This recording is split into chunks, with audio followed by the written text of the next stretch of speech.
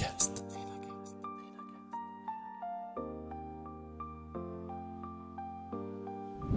De commencer avec une paire de baskets et 200 € jusqu'à faire un événement physique. En 3 mois de pratique, on apprend ce qu'on a en 1 an de théorie. J'ai vite compris qu'être caissier, ça me plairait pas. Et si un simple déclic pouvait changer toute votre vie? Bienvenue sur Renacast, le podcast qui explore ce moment clé où tout bascule, où l'envie de créer prend le dessus sur la peur de l'inconnu. Ici, des entrepreneurs, des audacieux, des visionnaires partagent avec vous leur histoire, leurs doutes, leurs succès, et surtout, ce qui les a poussés à tout quitter pour entreprendre. Une idée qui vous trotte en tête, un projet que vous n'osez pas lancer, chaque épisode est là pour vous inspirer et peut-être déclencher votre propre déclic. Abonnez-vous dès maintenant sur votre application de podcast préférée et embarquez avec nous dans l'aventure. Eh bien, bonjour Hugo, bienvenue dans ton épisode de Renacast. Comment vas-tu aujourd'hui? Très bien, et toi? Eh bien, écoute, super bien, je suis très heureux de t'avoir avec nous. Alors, pour ceux qui ne te connaissent pas encore, ce que je te propose tout de suite, dès le début, sans même attendre les premières minutes de l'épisode, je te propose de te présenter rapidement pour qu'on comprenne qui est Hugo. Eh ben, moi, du coup, c'est Hugo Beaumont, j'ai 19 ans et je suis dirigeant et fondateur de mon entreprise HB Company. J'ai créé ma première entreprise quand j'avais 16 ans. Aujourd'hui, j'en ai 19. Donc pas mal de chemin parcouru. Je vis de mes activités depuis mes 17 ans et j'ai ce qu'on appelle, drop out, donc arrêter les études à 17 ans.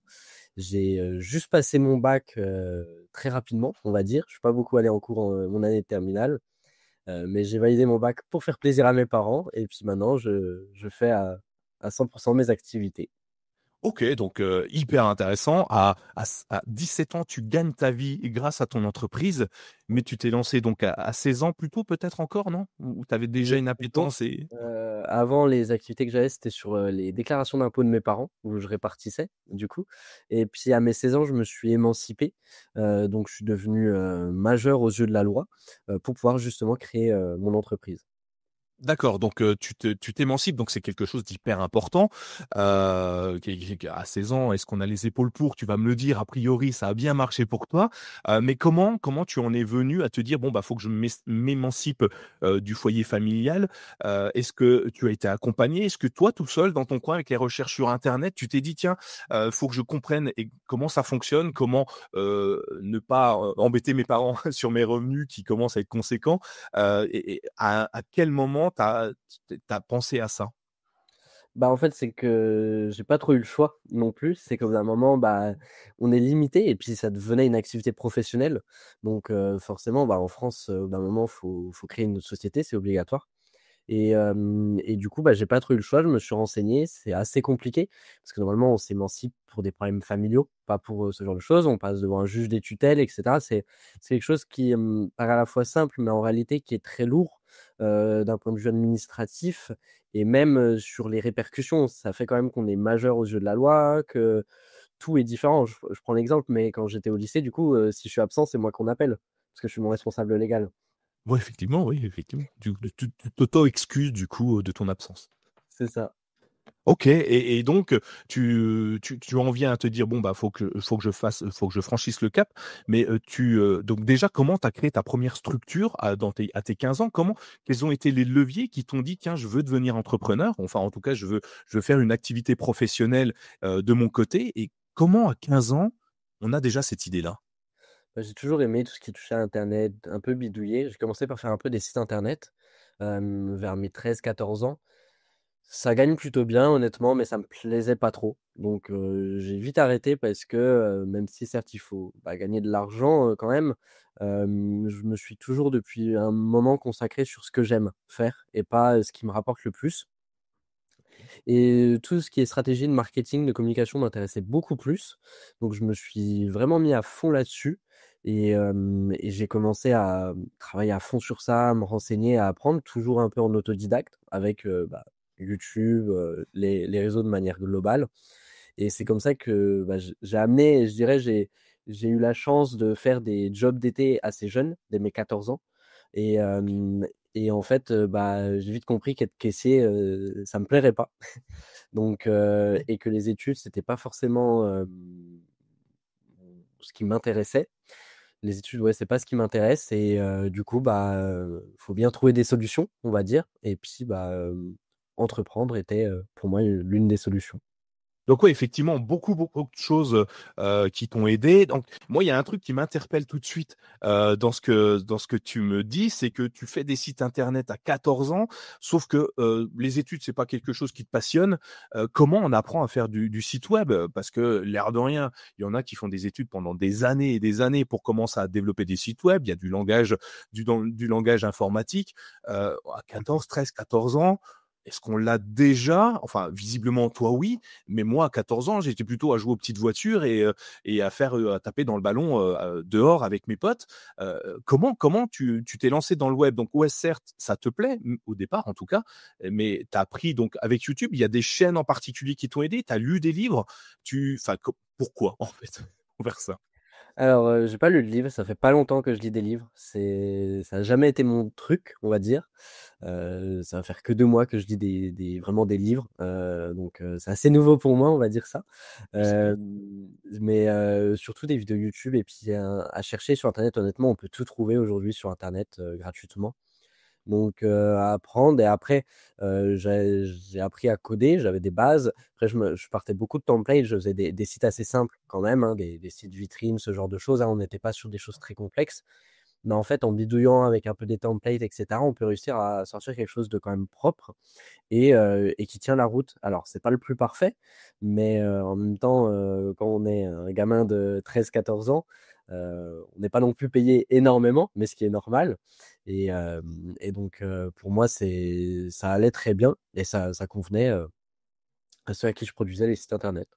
D'accord, et comment à cet âge-là, donc OK, tu fais tes sites vitrines, donc c'est super bien. Il y en a des milliers qui le font, mais qui ne les vendent pas. Comment tu trouves tes premiers clients pour un site web?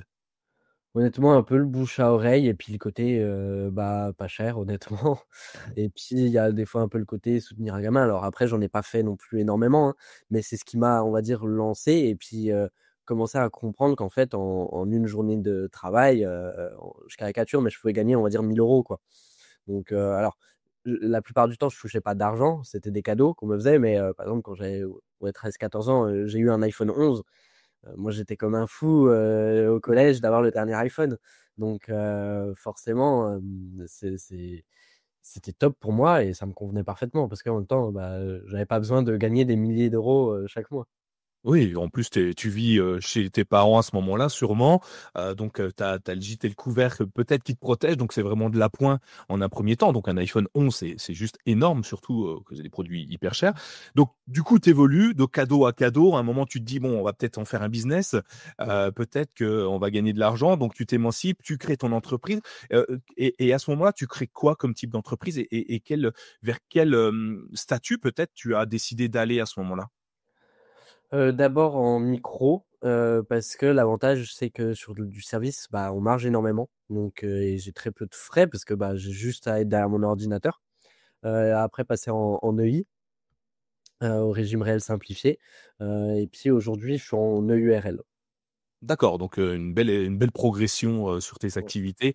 Donc et ça, tu t'es fait accompagner pour les différents statuts? Est-ce que, tu as un expert comptable ou, des Aujourd'hui, oui, au professionnels? début, non, c'est, ma grand-mère qui a toujours été un peu dans ça, qui s'est occupée, on va dire, de la partie comptabilité, impôts, tout ça, qui a toujours été derrière moi, en fait et a beaucoup se renseigner, là-dessus. Ça a été un de mes soutiens les plus forts sur, toute la partie administrative et qui, je pense, m'a fait économiser, beaucoup d'argent sur les impôts et surtout ne pas prendre d'amende. Ça, c'est plutôt cool et aujourd'hui, alors elle donne toujours des coups de main, mais j'ai un expert comptable, un comptable. Et c'est quelque chose que tu conseillerais à un expert comptable, un comptable ou une grand-mère, aussi forte que la tienne? Bah, ça va dépendre le niveau et ça va dépendre de la personne en face. Honnêtement, j'ai rencontré plusieurs experts comptables et c'est seulement maintenant que j'en ai un qui, je trouve, tient la route et qui me conseille réellement et aussi qui m'a compris, sur comment je fonctionne et sur comment je vois les choses et ce qui est pas toujours simple et surtout quand, on voit un gamin, hein, faut quand même le dire. Je fais très jeune aussi physiquement, mais j'ai que 19 ans et puis beaucoup me prennent à la rigolade, en fait c'est ça aussi le problème et je trouve ça dommage et après j'en ai, certains qui voient tout de suite qu'en effet, entre guillemets, «faut, parier sur moi» sur certaines choses et j'apprécie beaucoup ces gens-là et j'ai aussi, alors même si ça n'a pas de lien directement avec l'entreprise, mais avec mon patrimoine que j'essaye de développer un maximum parce que je suis passionné d'investissement, j'ai une notaire qui est vraiment top et avec qui j'ai travaillé, qui ont été un de mes premiers clients pour ma boîte de com quand je l'ai créée. Et aujourd'hui, bah, je suis leur client en tant que pour leur office notarial et elle m'accompagne vraiment bien sur toute la structure d'un peu mon patrimoine. D'accord, donc à 19 ans, déjà un patrimoine immobilier, enfin c'est génial, Alors c'est pareil, génial. l'immobilier, je suis pas forcément le plus fan, même si on voit les choses stables, mais vu que je travaille dans beaucoup de types d'investissements, Ouais. c'est plus sur, je vais plus être sur de la bourse, de la crypto, des vins et spiritueux, de l'or, des entreprises non cotées en bourse aussi également, hem, tout ce genre de choses et on va dire un peu des investissements aussi, exotiques. OK, OK, c'est top, c'est top. Donc, je résume rapidement ce que j'ai compris. 13-14 ans, bon, tu fais déjà un petit peu enfin un petit peu, beaucoup puisque tu pourrais vivre, presque de ta passion de création de sites web. Tu t'émancipes un peu parce que bon, ben, les sites web, c'est bien. Alors tu t'émancipes dans tous les sens du terme, hein, au niveau auprès de ta famille, mais aussi au niveau du domaine d'activité. Tu crées d'autres structures dont, ta boîte, de, de comment ça s'appelle? C'est HD, HB, le HB nom, tu peux Company maintenant. HB Company, donc tu t'émancipes à ce niveau-là, et tu progresses progressivement. Mais à 16 ans, du coup, tu fais plus de site web, tu fais autre chose et quelles sont ces activités? Alors comment on switch déjà de site web à son autre activité finalement? Bah, ça s'est fait assez naturellement, honnêtement. À mes 16 ans, je faisais de la com, et j'avais fait un magasin, en ligne de sneakers. Alors les sneakers, on parle des chaussures pour les plus anciens Exactement, d'entre des nous, hein, baskets. des baskets. Des baskets limitées, en édition limitée OK, et ouais. où là, j'ai pu croître assez rapidement aussi en passant, j'ai commencé avec 200 € pour être précis et monter vraiment jusqu'à un patrimoine à plus de 25 000 € uniquement de baskets. Donc ça Donc faisait t'achètes pour je te coupe, tu achètes pour 200 € de basket au début, c'est ouais. ça? Et tu montes à 25 000 €, C'est ça, en réinvestissant les gains. ouais. J'ai été jusqu'à même, vu que je suis issu de Besançon, à faire un pop-up store quand j'avais, 17 ans. Donc un magasin physique éphémère, où à la base ça devait durer 3 jours et on a eu un tel succès, que ça a duré 9 jours, où, c'était vraiment top et de rencontrer des gens aussi, des vrais clients, d'échanger et c'était plutôt vraiment cool. C'est une expérience que j'ai adorée et que je referai pas forcément aujourd'hui parce que j'ai déjà stoppé cette activité et puis, parce que, pour moi, je suis allé au bout de mon aventure, de commencer avec une paire de baskets et 200 € jusqu'à faire un événement physique. Donc, pour moi, j'ai la boucle était bouclée. C'était un challenge de faire ton événement physique?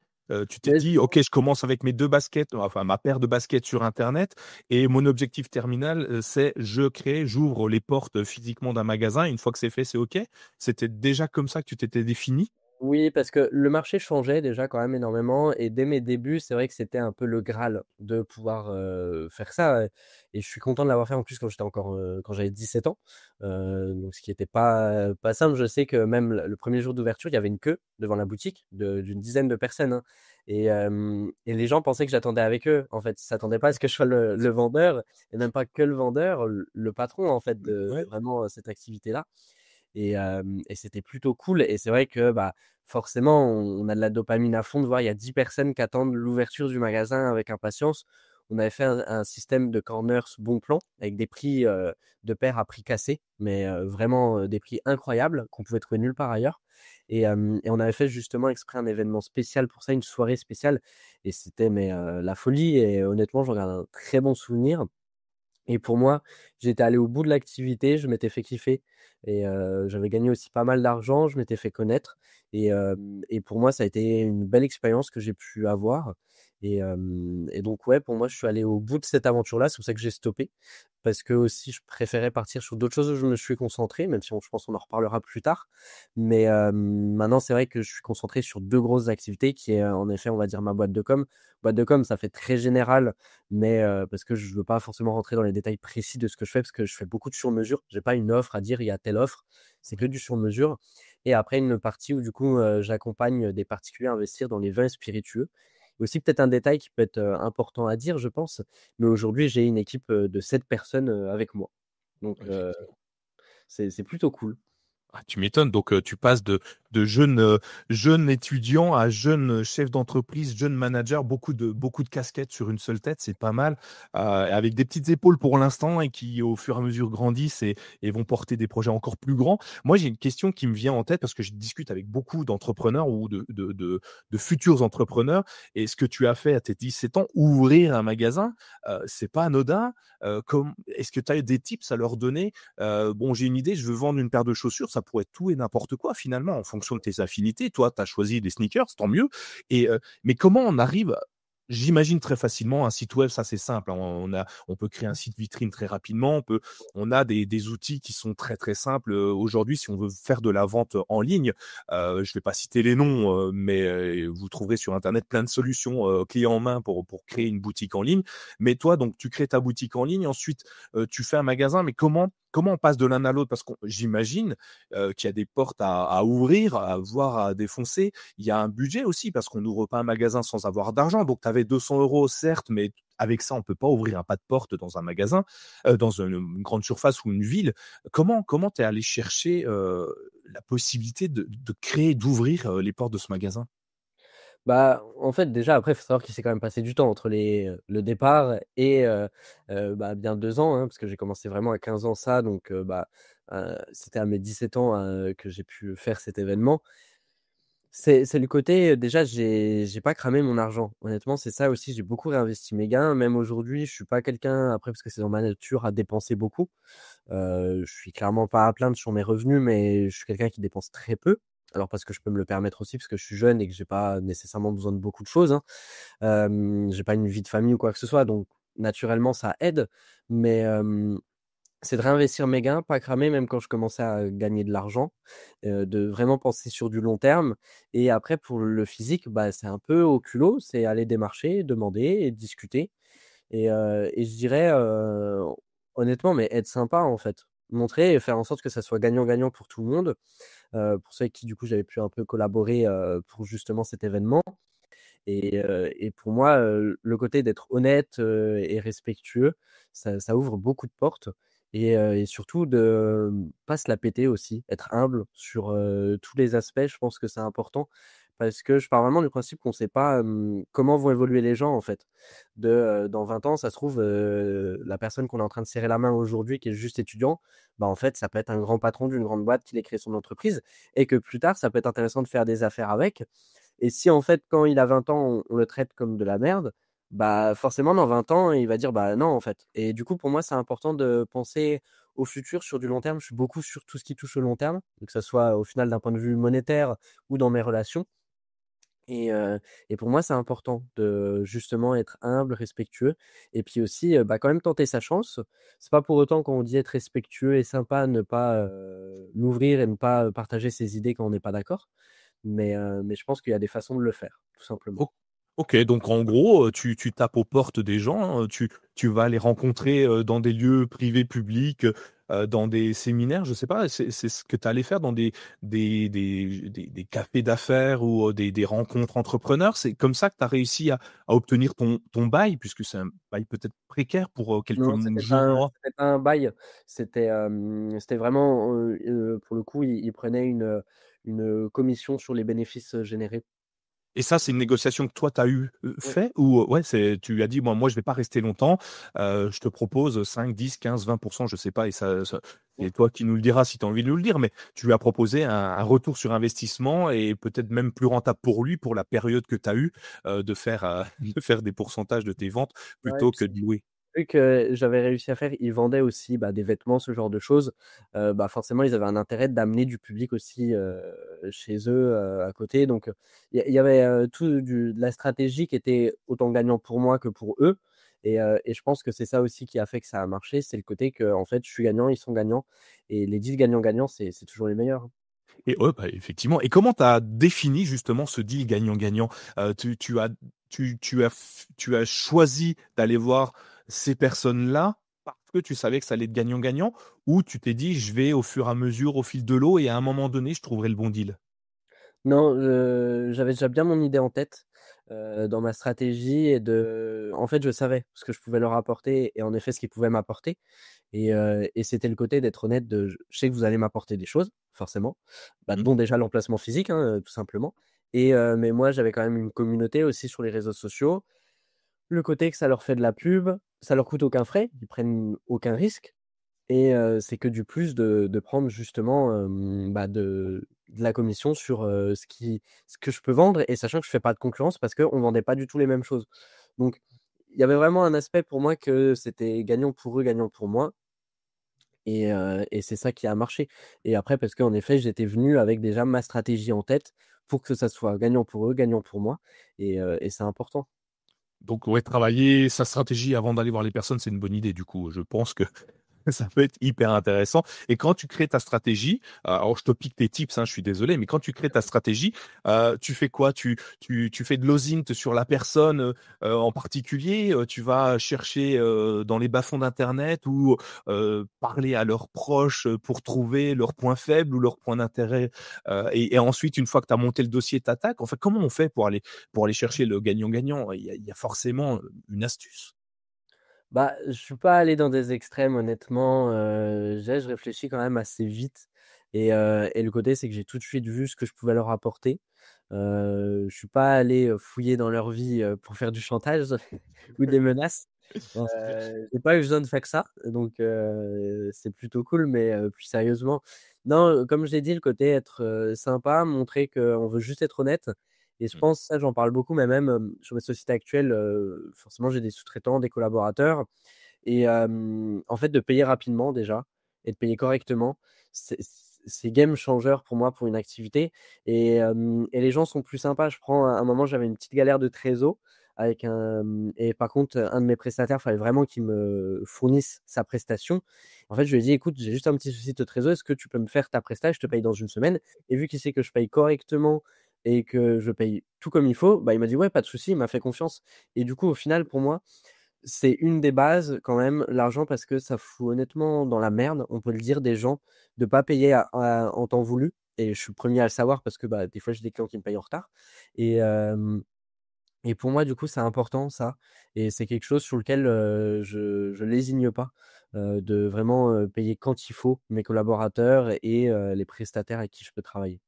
Ouais, finalement, créer un climat de confiance, avec, prestataires, et enfin partenaires finalement, c'est hyper important. C'est un conseil que tout le monde devrait avoir. Bon, dans ton cas, en plus, c'est encore plus important maintenant que tu as 7 employés. Forcément, s'ils ont pas leur salaire en début de mois, ils peuvent pas payer leur loyer. Je peux te dire qu'ils vont t'en vouloir à la fin du mois. Même si tu es sympa, souriant, tout ça, à un moment, l'argent reste le nerf de la guerre, en entrepreneur, même si, c'est peut-être pas ton leitmotiv à toi. Comme tu le disais au début, enfin, tu travailles avec des éléments avec lesquels tu as envie de travailler, donc ça, c'est hyper Ouais. important. OK, tu fais ton magasin, c'est génial, donc on démarche chez les gens, on a un petit budget, donc tu commences avec 200 €, ce qui est énorme. Enfin, c'est rien justement, et Mmh. c'est en ça que c'est énorme. Ça veut dire que n'importe qui pourrait, reproduire ce que tu as fait avec, simplement une idée en tête bien précise, et aller chercher, les bons endroits, les bons moments, les bonnes personnes, rencontrer et être sympa, honnête et respectueux. Donc ça, c'est des valeurs fortes que tout le monde peut avoir facilement parce que ça coûte à peu près rien du tout. Donc tout le monde peut les avoir et même les travailler. Donc ça, c'est génial. Ensuite, tu as fini les sneakers. Tu m'as dit: «Ça y est, c'est terminé, tu es passé à autre chose, tu as réussi, ton pari», et bravo pour toi. D'ailleurs, ta famille, comment ils ont accompagné, enfin, comment ils ont vu ton évolution là? Tu étais dans ta chambre de jeune adolescent à faire des sites web dans le noir, enfin, comme on imagine le, le créateur de sites web à 13 ans, et puis à 16 ans, tu t'ouvres ton propre magasin. L'accompagnement sur cette partie-là, est-ce que ça t'a, enfin, est-ce qu'ils ont été derrière toi à te dire c'est génial, vas-y, fais, ou au contraire à mettre un petit peu des freins en te disant attention, c'est peut-être un peu dangereux, tu risques de te brûler les ailes? Je dirais plus, de la peur en effet, de se brûler les ailes et de vouloir aller trop vite. Je suis quelqu'un qui veut quand même aller assez vite, qui veut avancer, qui veut faire beaucoup de choses, et plus cette peur-là, après, je me suis cassé la gueule sur plein de trucs, hein, forcément. J'ai voulu monter une start-up où on était très bien parti, et en fait, il y a une loi qui est passée 2 mois avant notre levée de fonds, la loi a fait qui nous a bloqué l'entrée au marché, ce qui est dommage. Au moins ce que ça a confirmé, c'est que j'avais visé juste. mon produit aurait marché, j'aurais vraiment pu faire beaucoup d'argent pour le coup et avoir une vraie valeur ajoutée. Mais voilà, je pense que c'est ça aussi qu'il faut voir. Là, on parle beaucoup de réussite, mais il y a quand même beaucoup d'échecs derrière. Il y a des choses qui marchent, des choses qui marchent pas et il y a des doutes, des peurs. Je prends sur, mon activité justement dans l'accompagnement, dans l'investissement des vins et spiritueux, parce que je faisais ça déjà avant en parallèle des sneakers. Je faisais ça pour l'alcool et où là, j'ai vraiment une société par rapport à ça, Risset l'alcool, où là, on accompagne des particuliers à investir justement dans les vins et spiritueux. Et pour le coup, c'est pas forcément toujours simple, on se trompe. À un moment, j'ai, pas fermé l'entreprise, mais je l'ai mis en stand-by pendant 8 mois pour retravailler une offre totale où je gagnais plus d'argent, du tout avec cette activité-là et c'était un pari que j'ai bien fait de faire parce que ça marche très bien, mais c'était un pari et dans le sens, je pouvais avoir travaillé 8 mois pour rien et investi de l'argent, plein de choses et pour moi, c'est pour ça aussi, faut quand même voir qu'il y a des échecs, pas que de la réussite. Mais que c'est à force d'essayer et c'est en essayant que, ça va marcher ou pas marcher. Mais dans l'idée, si on essaye 100 fois, il y a bien au moins une fois où ça va marcher. Effectivement. Eh oui, tout à fait, mais tu as raison. Et dans tes échecs, tu appelles ça des échecs, mais finalement, tu mets en stand-by quelque chose pour qu'il reparte mieux. Est-ce que c'est un échec? J'en suis pas sûr et peut-être même que ça t'apprend des choses, pour que la prochaine fois, tu puisses rebondir différemment mais c'est génial. À 16 ans, tu veux faire une montée de Alors tu veux j'avais 17 ans, mais on partait en effet pour faire une levée de fonds. J'avais fait toute une étude de marché, j'avais passé tout mon été à me balader, dans la France, et puis j'avais pas le permis donc en train et en bus pour aller, démarcher et puis, faire mon étude de marché en physique et après, honnêtement on avait bien avancé mais c'est forcément, une loi est passée, le marché nous a été fermé. On n'y est pour rien. On pouvait rien faire, on pouvait pas le voir venir. Après, il y a toujours du positif dans le sens, déjà, c'est bien que ça soit avant que j'ai fait ma levée de fonds, parce que c'est pas la même chose une fois qu'on a déjà investi de l'argent, et cetera. Donc il y a ces points-là. Après, je dirais, pas en échec, mais que, je sais que beaucoup, on peut se dire, «Je veux m'associer avec quelqu'un», parce que ça rassure. J'ai monté un projet où je me suis associé avec 2 autres personnes. Aujourd'hui, je fais plus partie de ce projet-là. J'ai pu revendre mes parts, donc ça s'est plutôt bien fini, mais je regrette pas, mais voilà, c'est pas comme je l'imaginais, c'est pas ce que j'aurais voulu. J'étais pas forcément en accord, avec tout, voire pas souvent avec grand chose et pour moi, du coup, je l'ai pas forcément bien vécu dans le sens, c'était pas à ça que je m'attendais. Après, je m'en sors, plus fort et du coup, je me méfie plus de maintenant avec qui je vais m'associer ou quoi que ce soit et de peut-être plus connaître les personnes avant de vouloir tout de suite monter un projet ensemble et cetera. Donc voilà, pour moi, en effet, il y a toujours de la valeur ajoutée à avoir derrière un échec, et c'est quelque chose qu'il faut, c'est prendre le recul, voir ce qui a pas marché, ce qui a pas marché, comprendre. Là, par exemple, pour le projet de startup, c'est une loi qui est passée, je pouvais pas le deviner, c'est pas de bol. Mais le positif, en effet, c'est que j'ai pas déjà fait de levée de fonds auparavant parce que, là, c'est pas la même chose quand faut rembourser des investisseurs, si on a déjà tout cramé, parce que même s'il y a pas forcément, selon comment est fait la levée de fonds, à rendre l'argent, mais il y a quand même une conscience il y a quelqu'un qui a investi, peut-être, 20 000 € et qu'en fait l'argent il a plus rien et parce qu'il y a une loi qui est passée et cetera. Donc même si l'investisseur connaît les risques, mais je pense qu'on dort quand même mal par rapport à la conscience il y a quelqu'un qui a vraiment qui croyait en nous et c'est dommage. Donc pour moi, voilà, il y a toujours du positif à ressortir et puis, il y a que ceux qui n'essayent pas, qui n'échouent pas.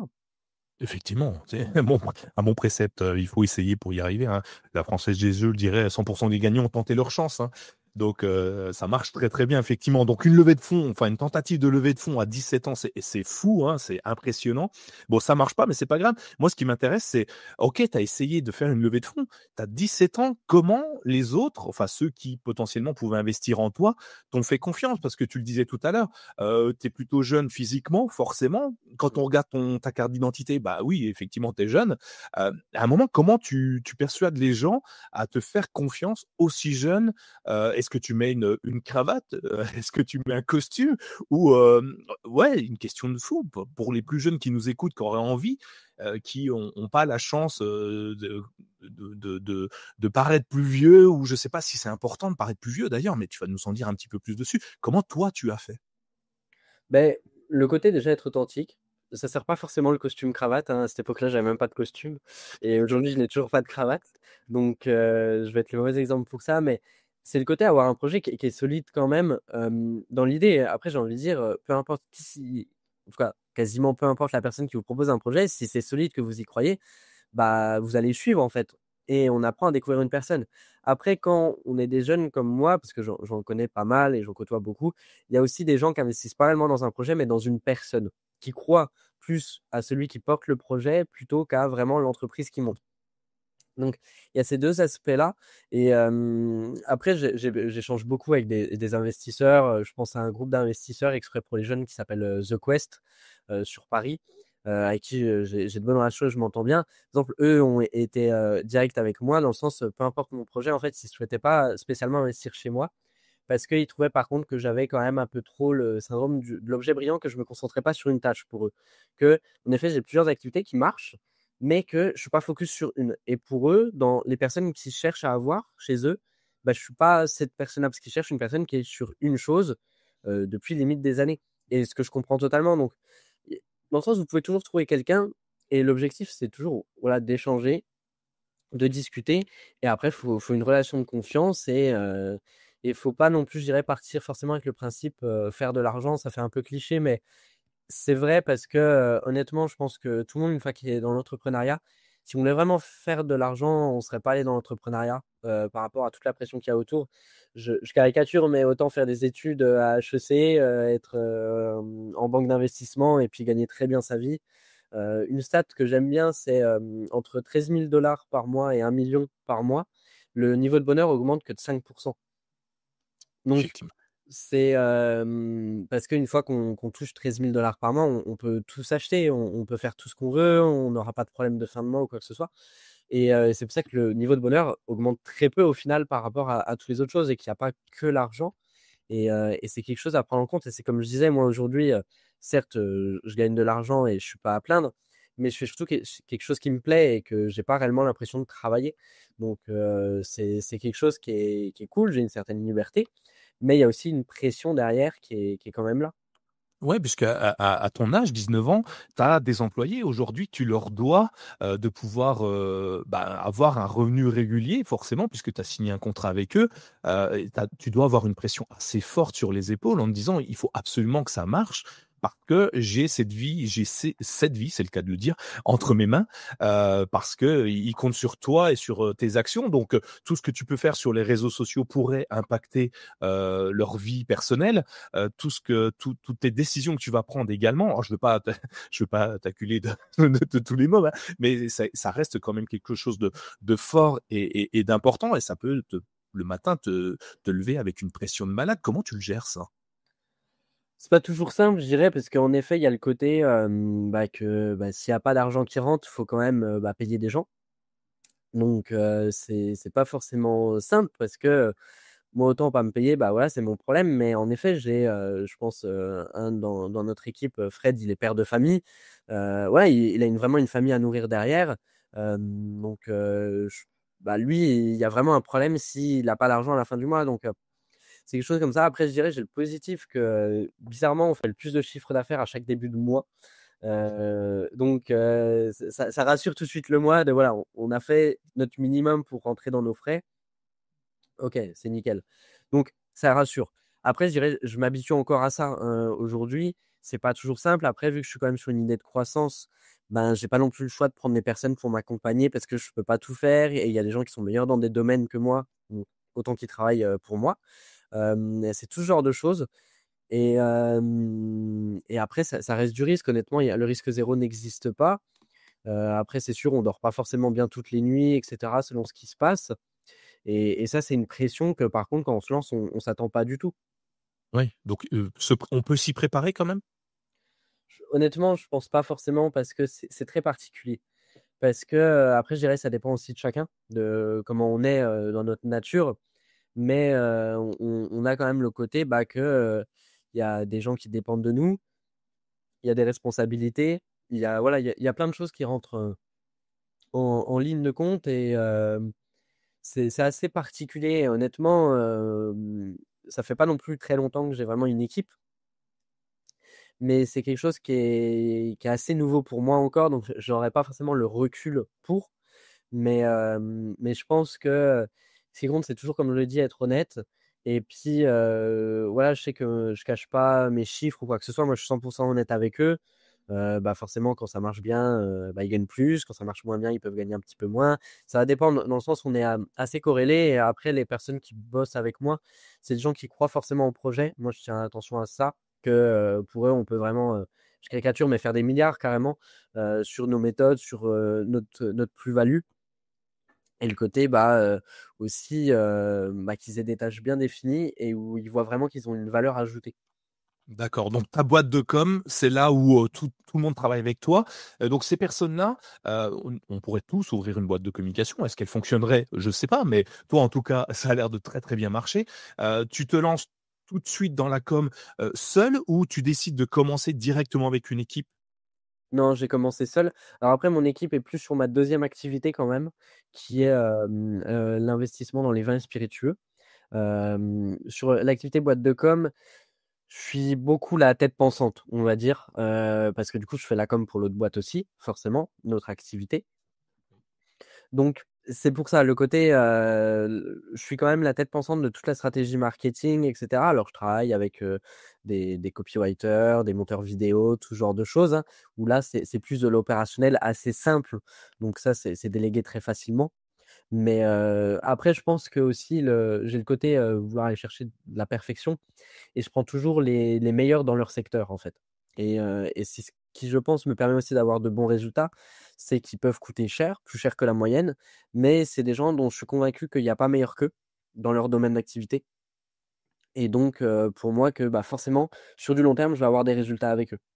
OK, et donc du coup, tu les démarches comment? Puisque du coup, en démarchant des gens, en embauchant des gens, tu prends une autre casquette que tu n'avais pas encore, RH, direction de tu fais du recrutement. Comment tu vas dénicher ces perles rares? Pareil, tu fais du porte-à-porte, tu vas dans les rues, tu fais des salons ou, tu cherches sur internet, et tu trouves les meilleurs, et comment on définit que c'est le meilleur justement? C'est beaucoup de rencontres et puis de réseaux. J'ai, on va dire, plutôt un bon réseau sur on va dire des jeunes qui font beaucoup d'argent, même bien au-dessus de moi, et c'est ça que justement qui me plaît, où je suis dans des communautés assez privées, où justement il y a beaucoup de recommandations de gens qui ont des services assez hauts, assez bien élevés, et ça reste un petit cocon quand même, et du coup c'est facile de connaître un peu tout le monde, d'échanger et de trouver, et je pense que c'est ça aussi qui fait. C'est plus par du bouche à oreille que j'ai toujours trouvé mon équipe, sauf une personne que elle, c'est un ami à moi à la base, que du coup j'ai pris dans l'équipe, mais sinon le reste, c'est vraiment par du bouche à oreille, et après des gens qui ont vraiment des résultats. J'essaye vraiment d'aller chercher des gens qui ont des résultats bien plus élevés que les miens. Je prends à mon copywriter Pierre-Louis, avec qui je travaille pas non plus depuis énormément de temps au moment où on enregistre, mais que ça se passe très bien, et ces résultats, c'est des personnes avec des campagnes publicitaires qui vont chercher du 1 000 000 à l'année de chiffre d'affaires, uniquement de ça, avec du retour sur investissement de x4, x5. Donc forcément, il va peut-être coûter plus cher qu'un autre, mais sauf que je sais les résultats qu'il amène et je sais ce que je vais aller chercher avec lui. Donc pour moi, c'est tout cet aspect-là, et ça, lui, pour le coup, c'est vraiment du bouche à oreille. J'ai parlé à quelqu'un, que je cherchais un copywriter, ça tombait que ça tombait bien par rapport à plusieurs points en similitude. On s'est fait un appel, on a discuté, et puis on est parti pour bosser ensemble. Donc c'est beaucoup de contacts, de relations, et l'avantage, c'est que, comme je dis, c'est un petit monde quand même où rapidement tout le monde se connaît, et ça permet, je prends un de mes monteurs vidéo pour une des activités. Lui, il travaille pour un des meilleurs en France, sur les niches, qu'on appelle make money, ce genre de choses, se faire de l'argent en ligne, et lui, il travaille avec tous les numéros 1. Bah, forcément, moi, j'ai envie d'être le numéro 1, ou mon client veut être le numéro 1, bah, forcément, je vais bosser avec lui. Parce qu'il a déjà tous les codes, donc c'est pour ça qu'il faut beaucoup chercher ça, et des fois, pas forcément uniquement les compétences, mais la personne réellement derrière. D'accord, oui, donc le réseautage hyper important, s'entourer, de personnes meilleures que nous, le plus important finalement, hein, tu as une idée en tête, mais tu pourras pas la produire toute seule, donc tu vas chercher ceux qui peuvent porter ton projet encore plus haut. Tu as 10 000 casquettes, on le dit, enfin plus plus je parle avec toi, plus j'en découvre. J'espère que l'épisode va pas durer trop longtemps parce que j'arriverai jamais à retenir tout ce que tu fais. Euh, mais du coup, comment tu t'organises une fois que tu as trouvé toutes tes personnes, une fois que tu as toutes ces activités? À un moment, tu es comme moi, tu n'as que 24 heures dans une journée. Comment tu organises ton temps de travail? Est-ce que tu utilises des outils en particulier ou le bon simple carnet, le stylo te suffit? J'imagine que non, mais comment tu fais? J'ai pas de carnet ni de stylo, donc c'est rapide. Non, c'est beaucoup de Google Agenda déjà, avec toutes les tâches que j'ai à faire. J'essaie vraiment de tout noter dès que j'ai une idée, quelque chose à faire et puis l'appli Notes, hein, sur iPhone qui est très rapide aussi dès que j'ai quelque chose qui me vient en tête, que je dois faire à noter. J'utilise beaucoup Notion aussi que je trouve assez intéressant. Je sais que je pourrais aller chercher d'autres outils qui seraient peut-être plus optimisés. Je prends pas forcément le temps. Après, j'ai l'avantage que, beaucoup de choses sont automatisées, parce que je fais beaucoup d'automatisation même avec mes clients sur la boîte de com et ça fait qu'il y a beaucoup de choses que j'ai pas à gérer, en fait. Tout est plutôt bien structuré, automatisé donc honnêtement, hors d'un point de vue management, si on oubliait la partie management, il y a quand même je dirais pendant une semaine, je peux, ne pas allumer mon téléphone une seule fois et faire quand même rentrer de l'argent. Hem Alors pas toutes les semaines non plus, mais C'est bien ça. des fois il y a plus un travail de management, de rappeler les tâches à faire et cetera, mais dans l'idée, chaque personne a quand même des tâches bien définies, bien précises et où il peut pas réellement se tromper de faire autre chose ou de pas savoir quoi faire. Donc j'ai ça aussi qui facilite, mais parce que j'ai structuré d'une certaine façon. Aujourd'hui, j'ai même une équipe trop grosse par rapport à ce qu'on fait, mais parce que je vois du futur et quand, on recrute quelqu'un parce qu'on en a besoin tout de suite, c'est que c'est déjà trop tard. Donc faut toujours être quand même dans l'anticipation, pour du recrutement. En tout cas, moi, c'est l'idée que j'ai. Hem, donc aujourd'hui, on a une équipe qui est peut-être un peu grosse, honnêtement, mais pour moi, c'est pas dérangeant parce que ça fait que là, demain, on peut faire, je prends l'activité de l'accompagnement des vins spiritueux. On a les moyens de faire rentrer 100 personnes sans problème dans notre accompagnement. Est-ce qu'on veut le faire? Non, mais on est en capacité de le faire et pour moi, c'est important d'avoir ça parce qu'on ne sait pas de quoi l'avenir va être fait demain, de comment on va vouloir structurer les choses, peut-être changer de stratégie. Voilà, pour moi, du coup, c'est important d'avoir les choses structurées, de déléguer aussi quand même parce que vu que j'ai plusieurs activités, et que je cherche à faire ce qui me plaît, il y a des choses qui me plaisent pas du tout. Par exemple, je prends une partie commerciale, ça me plaît pas du tout. Ça m'intéresse pas d'être commercial et je veux m'en éloigner le plus possible. J'essaye de vraiment pas me former à ça parce que, pour moi, c'est limite comme une drogue à la dopamine, ce genre d'activité et ça m'intéresse vraiment pas et donc je préfère, ne pas du tout m'y former et m'y intéresser. Du coup, bah, forcément, je recrute pour ça parce qu'il faut quand même une partie commerciale et pour moi, j'ai vraiment ma valeur ajoutée sur tout ce qui va être stratégie de communication, de business plan, de marketing. J'ai l'avantage par rapport aux clients que j'ai eus d'être un peu touche à tout dans quasiment tous les secteurs d'activité, que ça soit de l'industriel, du service, du produit, de l'e-commerce, vraiment assez vaste et même du commerce physique et pour moi, ça me permet d'avoir une ouverture d'esprit assez large sur tout ce que je pense et sur les stratégies à adopter et pour moi, c'est là que j'ai ma zone de génie et c'est sur ça que je veux me concentrer uniquement et donc tout le reste, quasiment, je le délègue, on va dire. C'est bien et arriver à déléguer, c'est pas si simple que ça, hein. Ça, c'est clair. F Faire confiance à des personnes sur des points stratégiques de l'entreprise, hyper compliqué également. Ça s'apprend, j'imagine que c'est pas venu du jour au lendemain de réussir à déléguer. Tu as eu des tips aussi, des petites astuces que tu pourrais glisser, aux nouveaux entrepreneurs ou même à des plus anciens et plus aguerris qui auraient du mal à le faire? Bah, j'ai l'avantage que, j'ai commencé à déléguer avec des gens avec qui ça s'est bien passé. Donc forcément, ça met plus facilement en confiance. Après honnêtement, c'est pas simple parce que c'est, de mon œil, c'est jamais parfait en fait. Il y a toujours des choses à améliorer, mais il faut accepter que c'est peut-être moins bien, il y a peut-être à peine moins de résultats que si c'est moi qui le fais, mais sauf que j'ai d'autres choses à faire. Pour moi, au bout d'un moment, il faut vraiment être sur, j'en suis pas non plus, je trouve, à ce stade-là parce que je tiens à être quand même dans l'opérationnel pour être conscient du terrain.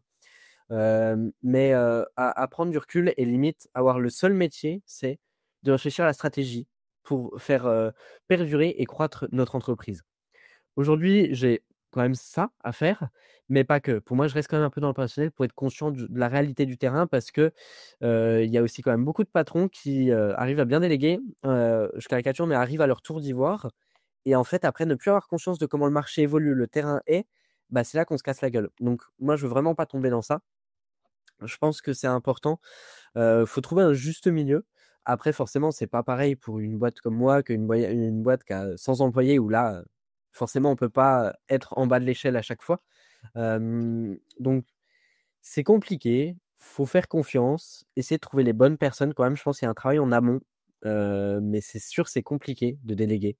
J'ai beaucoup eu de mal sur pas mal de tâches, ça dépend des tâches, mais je prends par exemple sur la partie commerciale, bah, tout peut être bien fait, mais en fait, s'il fait pas signer le client, bah, en fait, ça casse toute la chaîne et ça, j'ai eu un peu de mal au début, mais après, je on s'est bien expliqué, on s'est bien compris avec les personnes avec qui je travaille sur la partie vente et maintenant ça va très bien.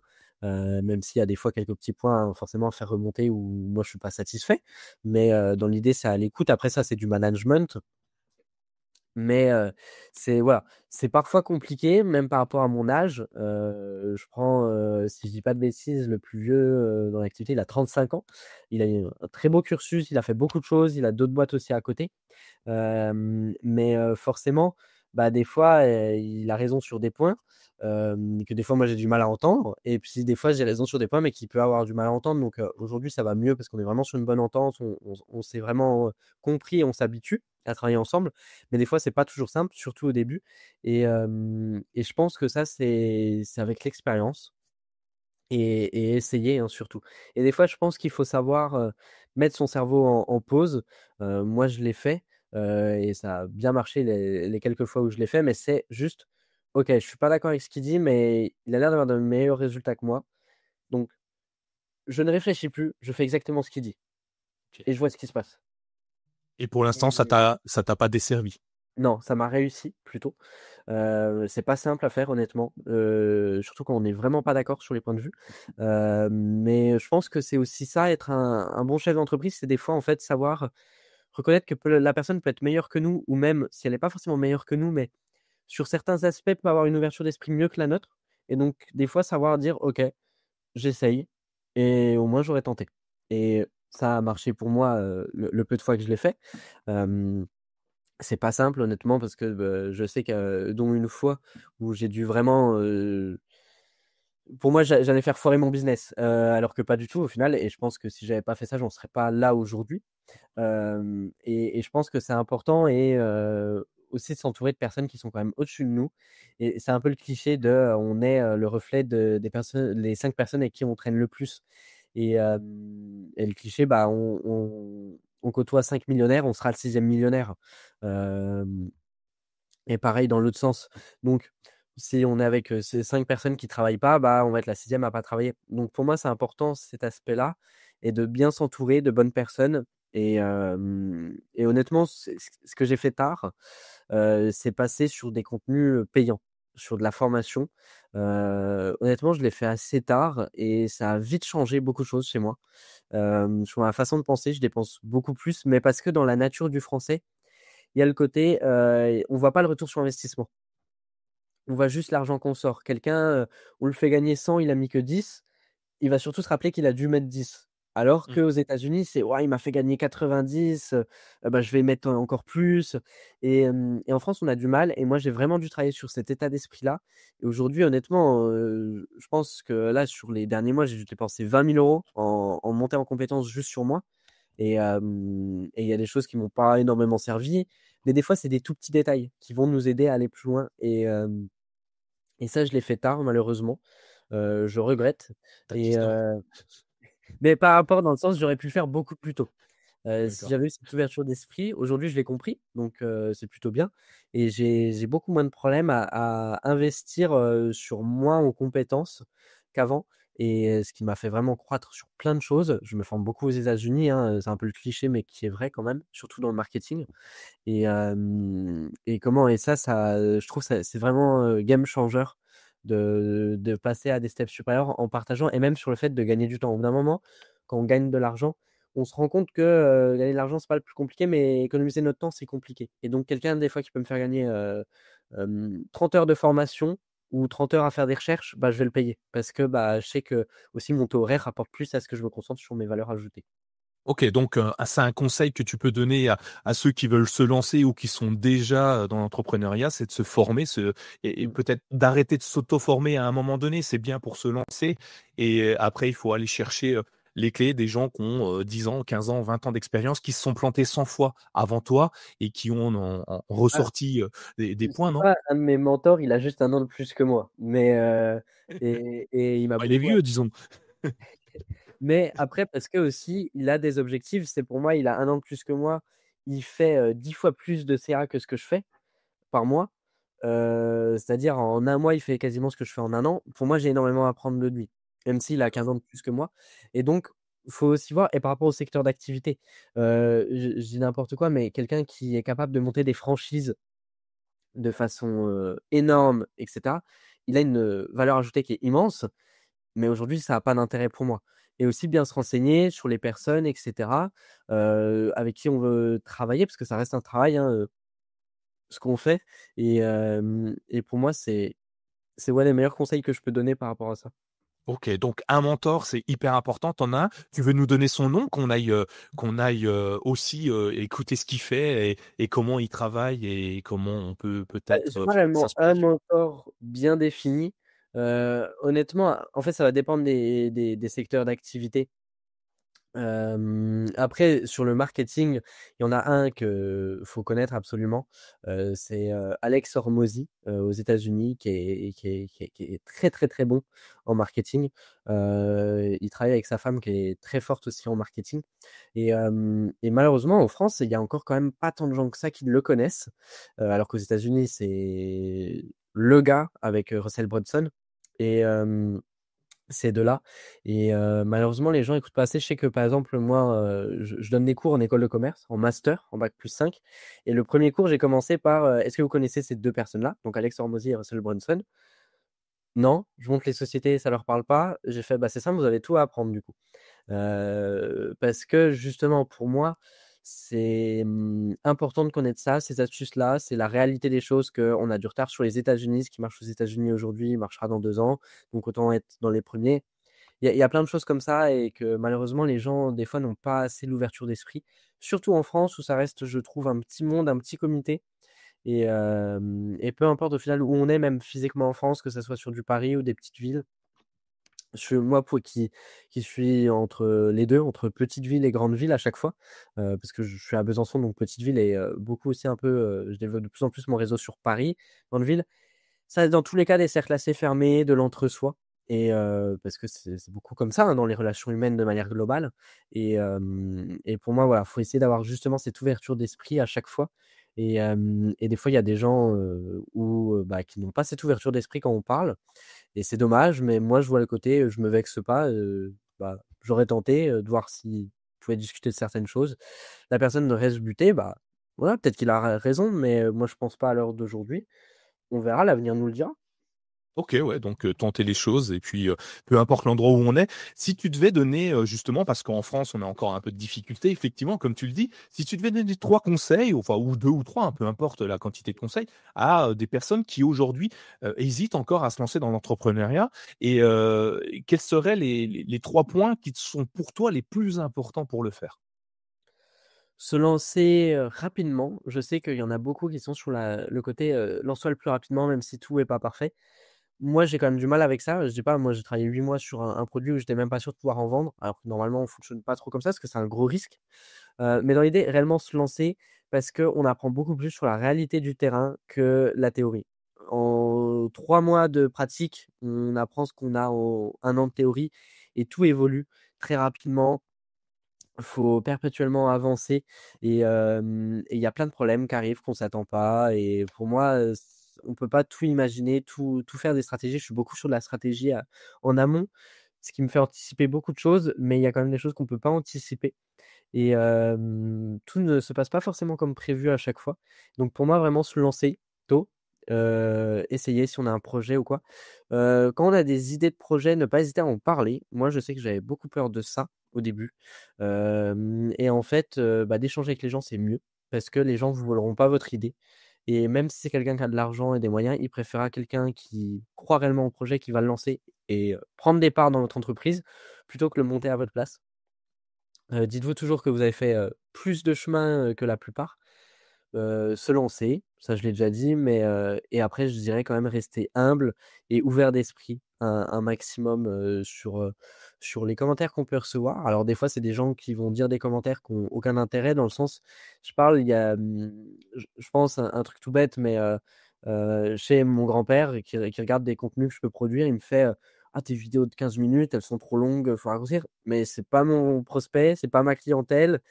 Mon contenu, il le regarde parce que je suis son petit-fils, mais dans la vraie vie, il le regarderait jamais. Donc Ouais. là, pour le coup, je m'en moque de son commentaire. Hem, donc On faut lui quand fait même un faire petit coucou attention. quand même s'il écoute celui-ci depuis C'est 40 ça. minutes, hein.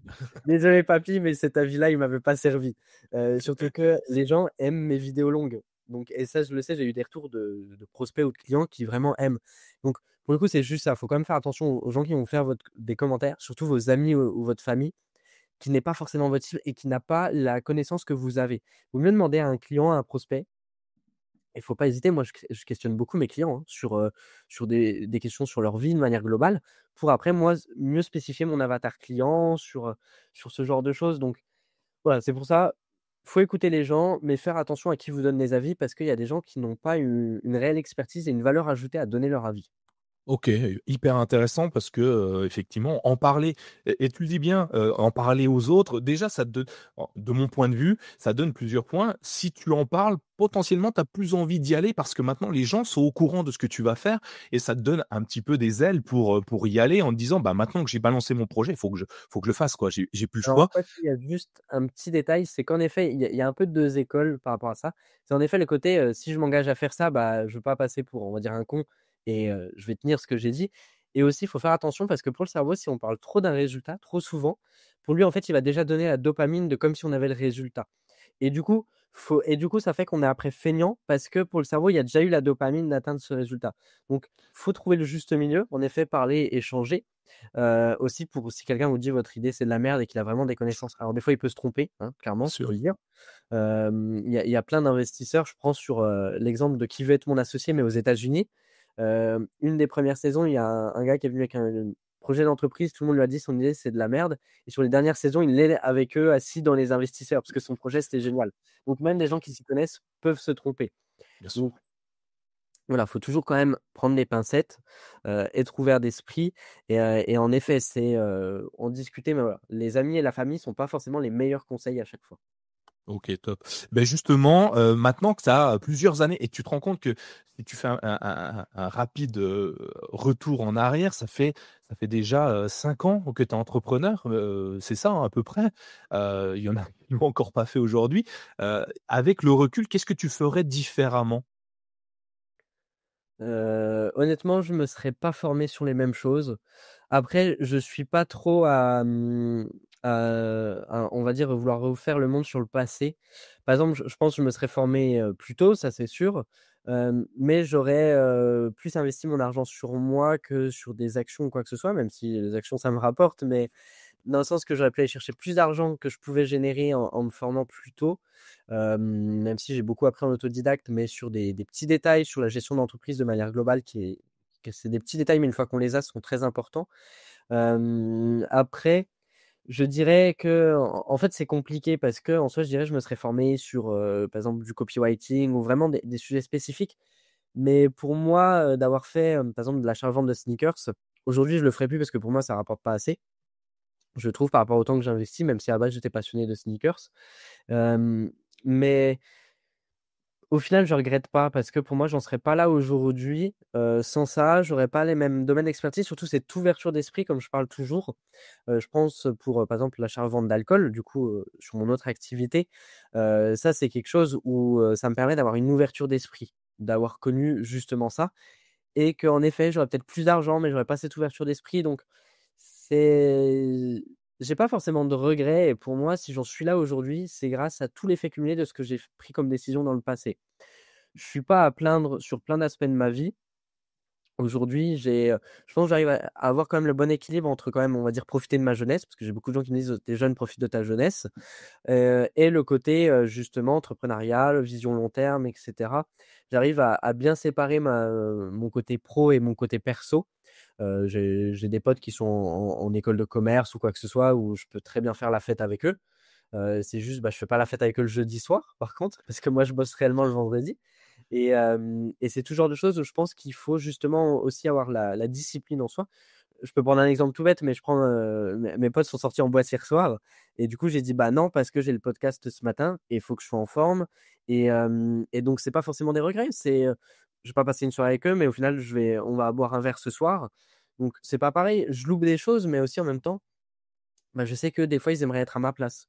Donc, dans tous les cas, on veut toujours l'herbe est plus verte ailleurs, à chaque fois. Donc, aujourd'hui, moi, je suis aligné avec, ce que j'aime faire, avec ce que je fais dans la vie. Donc pour moi, c'est le plus important et je suis 100 et j'ai cet avis-là aujourd'hui, mais peut-être que dans une semaine, j'aurai un autre avis et je pense que l'objectif, c'est d'essayer d'avoir le moins de regrets possible, sur sa vie. Aujourd'hui, je me dis que je peux mourir demain. J'ai pas réellement de regrets. Forcément, j'aurais voulu faire d'autres choses et cetera, mais je pense, j'ai pas je me sentirais pas mal de: «Ah, j'aurais pu faire ci, ça, cela». J'ai pas cet aspect-là et pour moi, il faut justement jouer entre les 2. Avoir le côté, pas de regrets sur du long terme, mais aussi penser que, bah, on peut mourir du jour au lendemain et qu'il faut pas non plus qu'on regrette notre vie «Ah bah, si j'avais su, j'aurais plus profité». Donc je pense qu'il faut essayer de trouver le bon équilibre et ça, par contre, ça demande énormément de discipline parce que, bah, on peut facilement tomber dans des vices de tout le temps faire la fête et cetera parce que c'est de la dopamine facile.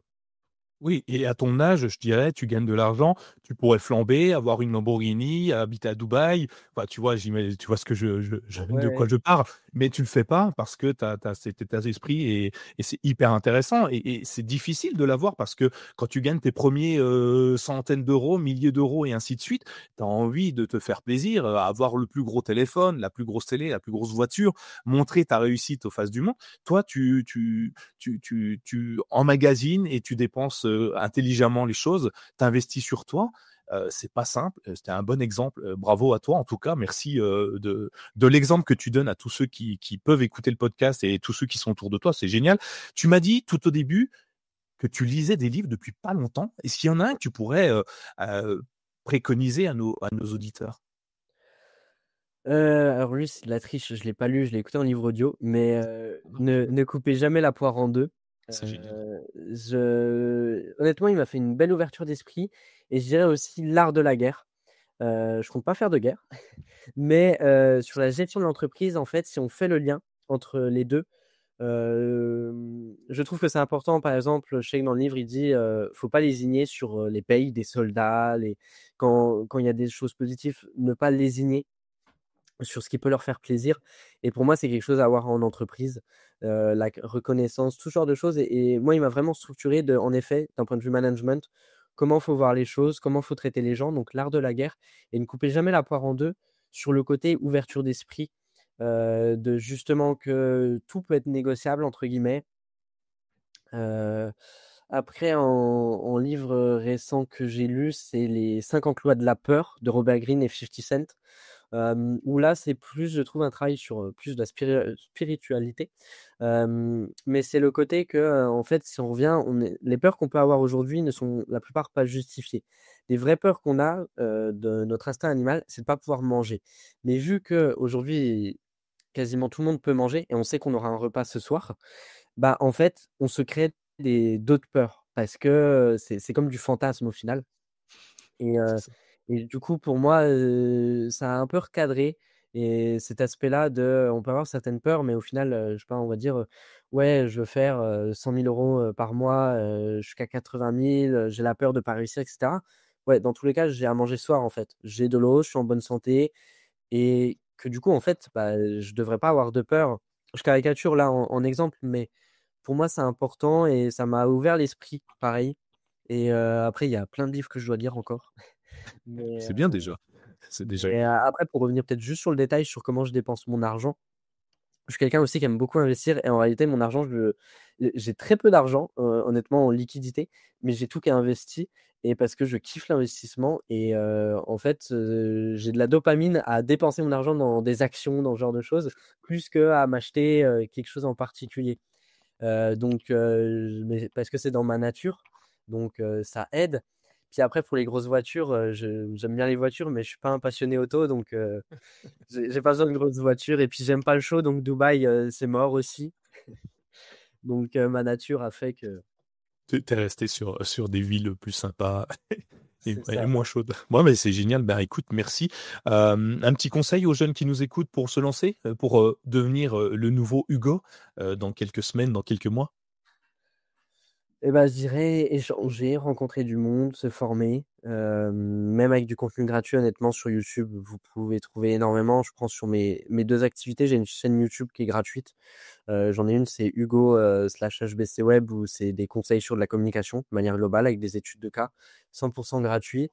Et après sur, ma partie accompagnement dans les vins spiritueux, pareil, je produis là plus de vidéos, en contenu gratuit. Même sur mon LinkedIn, je partage, des astuces totalement gratuitement et je suis pas du tout le seul à le faire.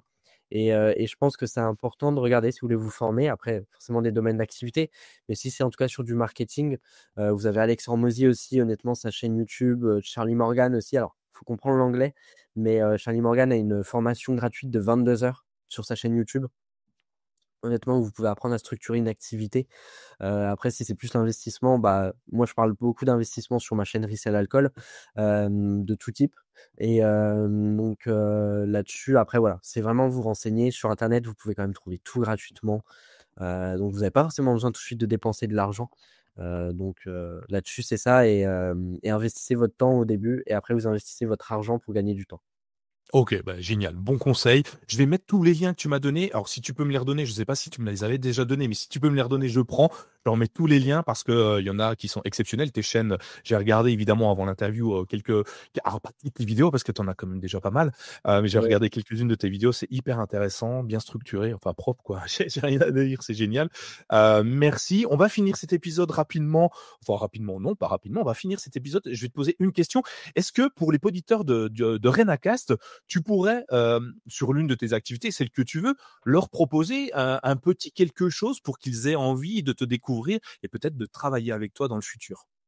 Ouais, alors plus sur mon activité, boîte de com, alors à savoir je prends pas énormément de clients, je fais fonction vraiment au cas par cas. Je cherche pas à avoir, 10 000 clients dans mon entreprise. J'en ai pas énormément, mais des gros clients et où on peut aller loin. Moi, mon objectif forcément, c'est d'aller chercher du chiffre d'affaires en plus, hein, pour, l'entreprise. C'est l'objectif, hein, derrière faire de la communication. Dans l'idée, je fais jamais de promo ou quoi que ce soit parce que c'est du sur mesure, donc ça serait mentir de mettre une promo. Mais c'est plus, moi ce que je peux proposer, c'est une stratégie de communication 100 gratuite, si vous venez du podcast et puis, comme ça, vous avez un petit plan de com et puis, vous vous en servez et puis, bah, si après vous souhaitez qu'on collabore ensemble, on pourra, potentiellement en tout cas. OK, bah, c'est génial et comment on fait pour te joindre? Est-ce qu'il y a des endroits où on peut, appeler, Donc sur mon Hugo? LinkedIn directement, Hugo Beaumont sur LinkedIn, vous m'ajoutez, vous m'envoyez un petit message et puis on se fera un petit appel, directement, ça sera plus rapide. Eh ben, je mettrai également le lien dans les notes de l'émission. Merci Hugo. Merci pour ton partage qui est hyper précieux pour beaucoup de monde. J'ai appris beaucoup de choses. Je me doutais pas qu'on pouvait aussi vite avoir autant d'expérience, accumuler autant de choses et surtout le partager parce que c'est pas simple d'avoir un recul sur soi et de pouvoir en parler aussi vite. Donc merci. Je suis hyper content de l'avoir fait. À seulement 19 ans, tu prouves vraiment que là, c'est pas un frein pour l'entreprise, pour entreprendre. Qu'il faut, je vais résumer un petit peu, de la détermination, de l'audace, du respect, de la franchise. C'est tous des atouts qui sont souvent bien plus puissants que des diplômes et tu en es l'exemple type, hein. Donc tu as un bac parce que tu as voulu faire plaisir et finalement, il sert à rien, et tant mieux si, j'invite personne à ne pas faire d'études évidemment, hein, mais sachez que c'est pas une fin en soi, d'avoir un diplôme ou pas. J'espère que ton parcours donnera, confiance à d'autres jeunes pour se lancer, pour créer leur entreprise, créer une nouvelle aventure, s'ouvrir à d'autres, s'ouvrir aux autres, aller échanger, discuter, peut-être te contacter, même s'ils n'ont pas forcément un business à faire Avec plaisir de avec changer toi. là-dessus, il y a aucun souci, j'échange avec tout le monde, avec grand plaisir de donner des conseils ou quoi que ce soit. C'est vraiment avec grand plaisir si je peux aider des personnes à se lancer. Eh ben écoute, c'est génial, merci. Je vous dis à très vite sur Renacast pour un nouvel épisode, plein d'inspiration. Merci Hugo, à très vite, à très bientôt à Merci tous. pour Ciao, l'invitation. bye. Merci. Si cet épisode vous a inspiré, ne le gardez pas pour vous. Partagez-le avec vos amis, votre famille, vos collègues, qui sait. Cela pourrait bien être le déclic dont ils ont besoin pour se lancer. Abonnez-vous dès maintenant sur votre application de podcast préférée et laissez-nous une note 5 étoiles ainsi qu'un commentaire. Votre soutien est essentiel pour faire grandir Renacast et continuer à donner la parole à celles et ceux qui ont osé. À très vite pour un nouvel épisode et surtout, osez passer à l'action.